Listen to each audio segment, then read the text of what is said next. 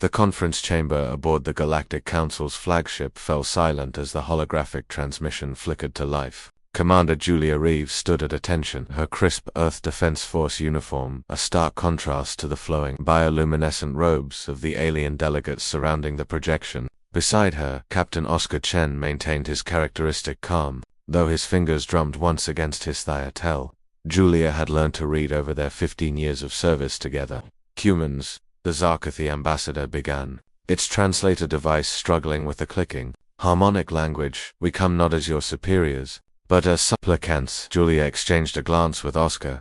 In the 2 centuries since humanity had joined the galactic community, never once had any of the elder species used such language. They had always been the teachers, the guides, the ones who looked upon Earth's military capabilities with barely concealed amusement.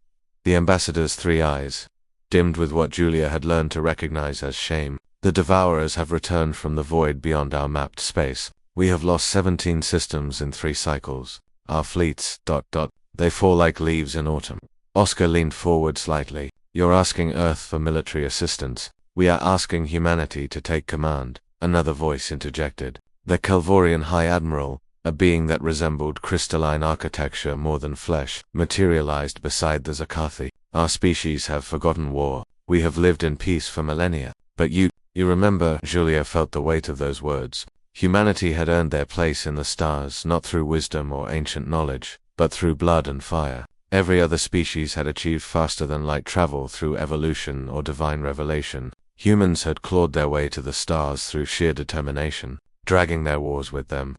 Show us the threat, Julia commanded, her voice carrying the authority of someone who had seen civilizations burn. The hologram shifted, displaying a nightmarish amalgamation of organic and mechanical components. The Devourers moved like a swarm, each ship a grotesque fusion of harvested technology and predatory biology. Oscar whistled low. They adapt, learn from what they consume. Yes, the Kelvorian confirmed. Every fleet we send makes them stronger. Our tactics, our weapons, our very essence, they devour it all and evolve. Julia's mind raced through scenarios, strategies forming and dissolving like quantum states. This wasn't a conventional war. This required something the galaxy hadn't seen in 10,000 years, something uniquely human. We'll need complete tactical authority, she said. No council votes, no debates. If we do this, we do it our way. The delegates exchanged uncertain glances. The Zarkathi ambassador spoke again. The council has already voted. You will have whatever you require. Then we need every decommissioned human warship you've made us scrap over the last 2 centuries, Oscar said, a dangerous smile playing at his lips. Every primitive nuclear weapon we were told to dismantle. Every barbaric kinetic weapon system. But those technologies are exactly what they won't expect, Julia finished. You've all evolved beyond physical warfare. Your ships are elegant, efficient, predictable. The Devourers have consumed your patterns. But human warfare, she paused, letting the silence grow heavy. We wrote the book on unpredictable. 3 weeks later, Julia stood on the bridge of the newly christened Indomitable, a Frankenstein's monster of a flagship that had given the Council's engineers nightmares. Surrounding her vessel, the strangest armada in galactic history assembled ancient Earth battleships pulled from museums, armed with weapons considered obsolete by civilized standards. Oscar appeared on her secondary screen from the Perseverance, positioned at the fleet's vanguard, all ships reporting ready. The alien commanders are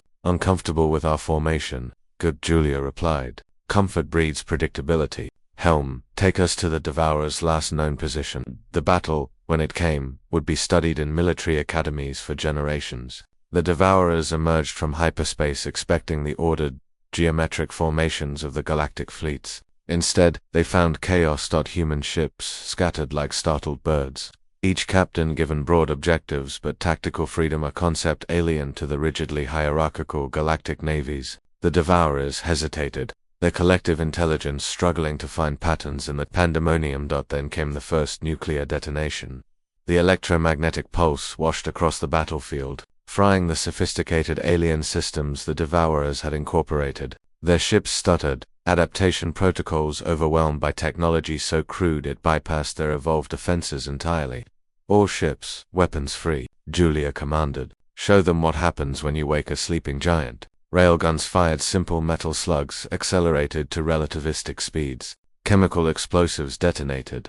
Humanity's arsenal of primitive warfare descended upon the Devourers like the wrath of forgotten gods. Oscar's ship carved through the enemy formation, his crew executing maneuvers that would have killed most galactic species through sheer GI forces alone. Humans, conditioned by evolution on a heavy gravity world, endured what others could not. The Devourers tried to adapt, but every adjustment met a new, unpredictable tactic. Humanity had spent 10,000 years perfecting the art of killing each other. They knew every trick, every desperate gambit, every ruthless stratagem. When the last Devourer ship finally fell, limping away into the void, the galactic fleet hung in space, stunned. They had witnessed something they thought extinct: total warfare, unleashed not in hatred or conquest, but in desperate defense of life itself.